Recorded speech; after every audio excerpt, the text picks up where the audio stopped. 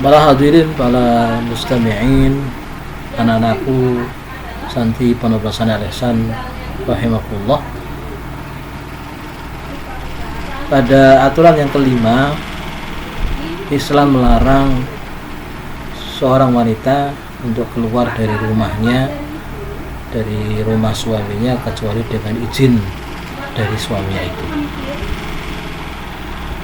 Dalam kitab Nizam Istima'i fil Islam disebutkan mana'al mar'ata an takhruja min baitiha illa bi'izni zawjiha. Islam melarang wanita untuk keluar dari rumahnya kecuali dengan seizin suaminya. Wa idza kharajat bighairi iznihi kanat 'asiyatan. Jika dia keluar dari rumah tanpa izin suaminya, maka kanat 'asiyah, maka dia sungguh telah bermaksiat. Wa tabarat nashizatan la tastahiqqun nafaqah. Dan dia dianggap melakukan nusus, dia dianggap melakukan pembangkangan terhadap suaminya, la yastahiqqul haqqa, yang dia tidak berhak mendapatkan nafkah. Dalam pembahasan ini, dalam poin ini, Islam memberikan sebuah aturan yang sangat luar biasa, ya, terutama bagi wanita yang sudah memiliki suami, agar menjaga kehormatan dirinya maupun kehormatan keluarganya. Salah satunya adalah dia tidak keluar rumah tanpa seizin suaminya. Loh, bagaimana Ustadz kalau apakah kemudian senantiasa kita izin terus? Padahal suami kita juga kadang-kadang di rumah, kadang-kadang tidak, kadang-kadang keluar kota, kadang-kadang bahkan tidak hanya sehari 2 hari, tapi juga bisa jadi sebulan, 2 bulan, 3 bulan tidak pulang.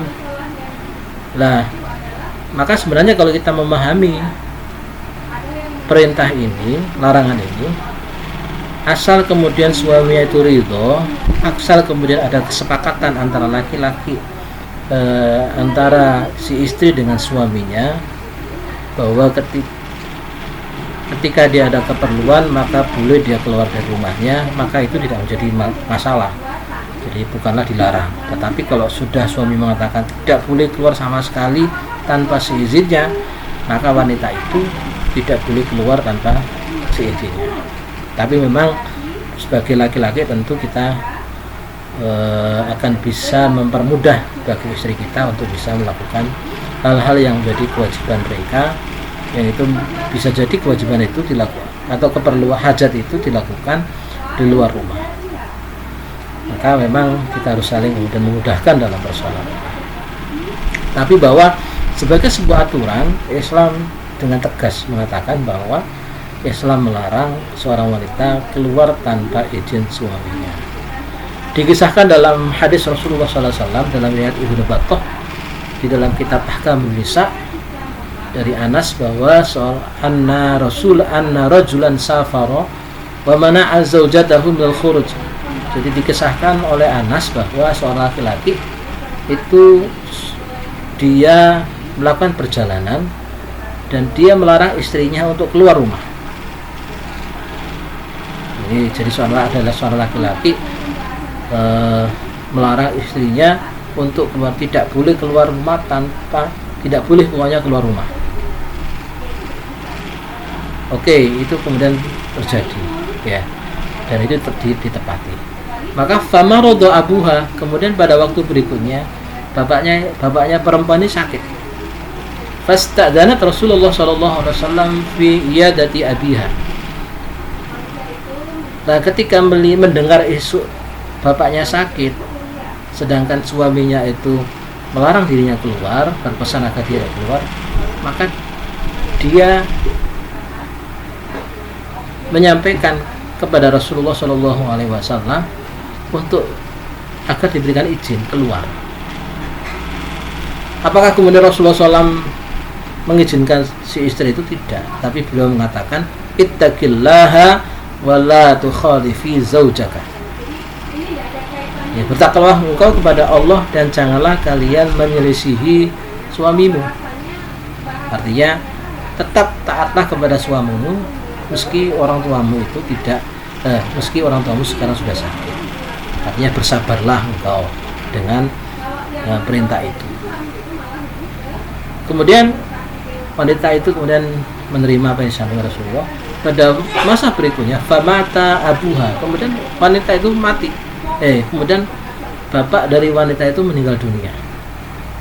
Maka fasta'dzanat Rasulullah sallallahu alaihi wasallam fi huduri janazatihi. Maka dia meminta izin kepada Rasulullah SAW pada masa berikutnya untuk agar bisa datang atau menghadiri pemakaman jenazah bapaknya. Apa yang sudah katakan Rasulullah SAW? Dengan jawaban yang sama, beliau menjawab, ittaqillaha wa la tukhalifi zaujaka.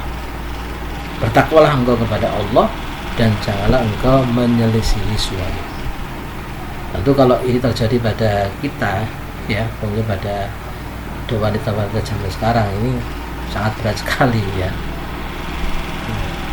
dianggap melanggar hak asasi dan sebagainya. Tapi ini adalah sebuah kehormatan bagi wanita itu untuk bisa mentaati perintah suaminya.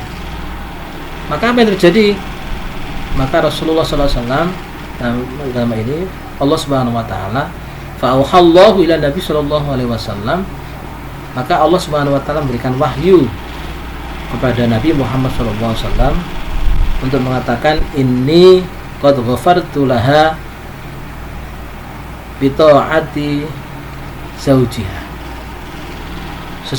Sungguh aku telah mengampuni wanita itu bi ta'ati zaujiha, karena dia telah mentaati suaminya.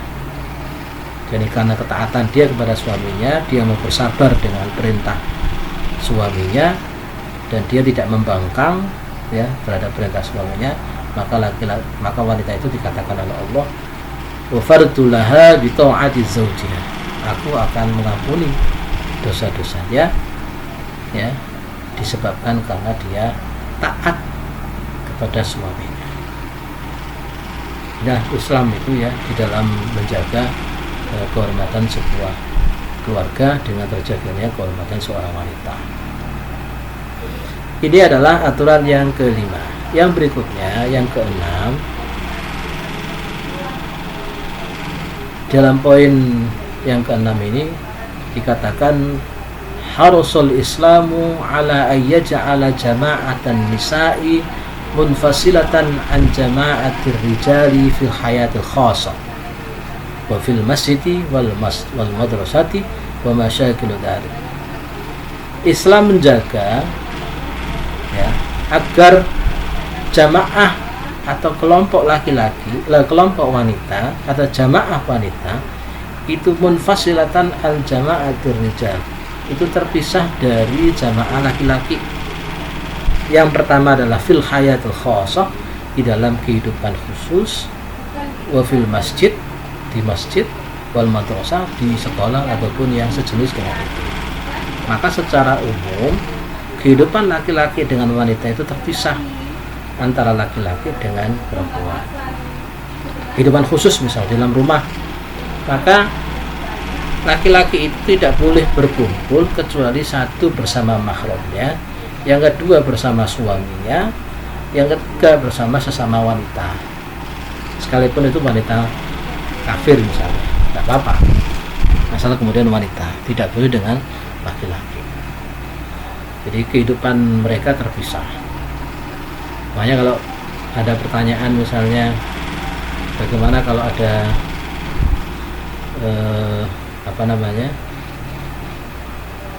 seorang laki-laki punya adik ipar perempuan, ya, sedangkan di situ cuma berdua, maka itu tidak boleh, ya, dalam sebuah rumah kalau cuma berdua. Atau di masjid itu juga harus dipisah laki-laki kemudian dengan wanita di masjid, ya. Makanya kemudian Rasulullah SAW dalam sebuah riwayat dinyatakan ketika selesai beliau bermajlis dengan sahabat atau setelah selesai sholat jamaah, beliau itu tidak kemudian memerintahkan semuanya keluar, tidak, tapi menahan laki-laki untuk tetap diam di tempat sementara beliau itu memerintahkan jamaah wanita yang di belakang itu untuk keluar lebih dahulu, baru kemudian setelah selesai baru yang kemudian jamaah laki-laki. Ini menunjukkan dalam kehidupan di masjid itu dipisah, laki-laki kemudian wanita. Kalau laki-laki di depan atau kemudian perempuan di belakang, atau kemudian di samping, asalkan kemudian tidak bercampur baur antara laki-laki dengan wanita. Di sekolah juga demikian, harus terpisah laki-laki dengan perempuan. Di masjid, di sekolah, atau di tempat-tempat pesta misalnya. Jadi di tempat-tempat haflah misalnya, kita setiap tahun itu ada haflah akhir sana, jadi wisuda, itu juga dipisah karena itu adalah sebenarnya tempat yang memang didesain khusus sebagai sebuah haflah, sebagai sebuah pesta. Termasuk adalah pesta haflah, termasuk adalah ketika kemudian melakukan walimatul nikah misalnya. Wanita ketika menikah, maka itu tempat itu juga harus dipisah jamaah laki-laki dengan wanita. Jadi sehingga dikatakan bahwa maka faja'alal mar'ata ta'ishu fi wastin nisa, maka wanita itu berada di tengah-tengah lingkungan wanita, dan laki-laki itu juga berada di lingkungan laki-laki itu hidup di tengah lingkungan laki-laki saja, sehingga memang akhirnya interaksi yang tidak perlu itu kemudian tidak terjadi, tidak sebagaimana sekarang ya. Kalau kita lihat di berbagai event itu, misalnya di pesta misalnya, laki-laki campur baur dengan, akhirnya kemudian muncul interaksi-interaksi yang itu tidak perlu, dan akhirnya kemudian mengarah kepada interaksi-interaksi yang bersifat seksual ya. Ini kalau kita lihat di dalam, makanya dalam Islam itu dalam kehidupan khusus ataupun di tempat-tempat tertentu yang seperti itu, maka dipisah. Ini berbeda ketika berada di tempat umum, di jalan umum ya, di pasar, di tempat-tempat, di terminal misalnya, ataupun di tempat-tempat umum lah yang lain, maka itu tidak dipisah, karena itu berkaitan dengan apa yang dilakukan Rasulullah SAW dengan memisahkan jamaah itu hanya di tempat-tempat tertentu saja. Maka tidak ada kemudian jalan khusus perempuan, jalan untuk laki-laki. Bukan berarti bahwa jalan yang syar'i itu misalnya jalan yang sebelah kiri laki-laki, sebelah kiri perempuan, sebelah kanan laki-laki, tidak begitu. Atau ada pasar khusus laki-laki, ada pasar perempuan, tidak juga begitu. Karena itu berkaitan dengan kehidupan umum. Dan kalau kita lihat pada masa Rasulullah SAW juga seperti itu. Di pasar ya pasar sebagaimana di situ ada laki-laki, di situ ada perempuan. Pedagangnya laki-laki, ada pembelinya perempuan, ataupun sebaliknya. Ini kalau kita lihat di dalam Islam. Jadi tidak dalam kehidupan khusus atau tempat-tempat yang memang didesain secara khusus atau acara yang memang didesain secara khusus, maka itu harus dipisah. Ada seminar ya misalnya, atau kemudian ada daurah, ada yang aktivitas yang lain yang memang dia didesain secara khusus sehingga memang harus dipisah, jadi tidak bercampur baur sebagaimana yang kita lihat di acara-acara sekarang ini di tengah-tengah masyarakat. Ini adalah berkenaan dengan aturan yang ketujuh, bahwa Islam memisahkan antara jamaah laki-laki dengan jamaah perempuan. Artinya bukan jamaah masjid tentunya, tapi wanita itu bersama para wanita, laki-laki itu bersama laki-laki. Sehingga interaksi yang terjadi itu pun interaksi yang dibolehkan secara syar'i. Tidak boleh interaksi yang tidak dibolehkan secara syar'i. Kemudian yang terakhir, yang ketujuh adalah bahwa Islam menjaga harasan ala an takuna silatut ta'awuni bainar rajuli wal mar'ah silatan 'amatan fil muamalat. Islam menjaga agar hubungan pertolongan antara laki-laki dengan wanita itu sebagai hubungan yang bersifat umum, dalam persoalan muamalah. La silatan khosotan, bukan hubungan yang bersifat khusus, bukan hubungan yang bersifat khusus, ya, bukan hubungan yang bersifat khusus. Jadi artinya boleh orang itu misalnya berjual beli, ya. Jadi kalau penjualnya laki-laki boleh, kalau pembelinya itu perempuan maka boleh interaksi. Interaksi itu pun sebatas hanya interaksi jual dan beli, bukan yang lain. Nah, bukan yang lain. Nah, kadang-kadang kita itu kan beli tapi cerita yang lain. Nah, itu yang bikin kemudian berlanjut, ya, pembicaraan itu jadi berlanjut, jadi pembicaraan yang tidak fokus pada apa yang menjadi keperluannya. Bekerja misalnya, kalau misalnya kita bekerja di sebuah toko itu pemiliknya perempuan, atau kemudian kita bekerja, rekan kerja kita perempuan, atau kemudian kita nah, maka seperti ini boleh. Jadi hubungan seperti ini boleh, tapi dalam hal yang umum, ya, bukan bersifat khusus. Seperti apa? Kata baduliz ziyarat bainar rijal wal ajanib wan nisa, seperti misalnya saling mengunjungi, ya, jadi mengunjungi perempuan, ya, secara khusus, ya, di rumahnya atau di mana, ya, mengunjungi. Loh, keperluannya apa? Ya, mengunjungi. Nah, tidak boleh begitu, ya. Loh, kamu kenapa kok kesini? Ya, sekedar ingin tahu saja, atau kepingin tahu kabarnya. Nah, seperti itu tidak boleh.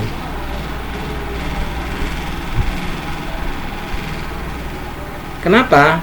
Karena li'annal maqsuda min hadhi ta'awun wa mubasharatal mar'ati li istifa'i ma laha min huquqin wa masalih. Karena maksud dari hubungan ta'awun ini itu adalah bahwa wanita itu bisa secara langsung memenuhi segala hak dan kemaslahatan dia. Wada'u ma'alaiha bin wajibat, dan melaksanakan apa yang menjadi kewajiban dia. Jadi hanya sekedar kalau jual beli sekedar menjual saja, atau sekedar membeli saja, atau kalau kemudian bekerja ya sekedar bekerja saja, atau kemudian kalau menolong ya menolong saja, tidak kemudian berlanjut pada hubungan-hubungan yang di luar itu semua. Ini adalah persoalan-persoalan yang menjadi sangat penting untuk kemudian kita perhatikan, ya. Ini berbeda dengan kita, ya. Kadang-kadang kita melihat misalnya kalau sekedar berkunjung, ya, kadang-kadang ke masjid bareng, ya. Loh, kenapa kok harus bareng? Ya, nggak apa-apa, ya. Cuma kepingin saja. Maka seperti itu tidak boleh. Harus ada memang keperluan yang memang bisa ditunaikan, baik pada wanita itu atau dari wanita itu. Jadi bukan sekedar kemudian membina hubungan, nah, sebagaimana yang terjadi pada sekarang ini, ya. Apalagi kalau kita di dunia kerja misalnya, di dunia kerja atau di para pelajar itu seperti itu, bisa pulang bareng, ya. Loh, kenapa kok digonceng? Ya, pengen menolong Ustadz, ya, kasihan itu kalau jalan kaki. Nah, nanti akhirnya kemudian membonceng. Maka itu seperti ini tidak boleh, ya, tidak boleh. Karena pertanyaannya apakah memang dia butuh pertolongan? Kan juga tidak. Oh, dia memang biasanya jalan kaki. Oh, dia biasanya memang naik kendaraan umum misalnya. Nah, ini hal-hal yang diatur di dalam Islam untuk apa? Semuanya itu adalah agar kemudian masing-masing terjaga kehormatan dirinya, masing-masing terjaga kemuliaan dirinya, baik laki-laki maupun wanita, akan tercipta kemaslahatan bersama.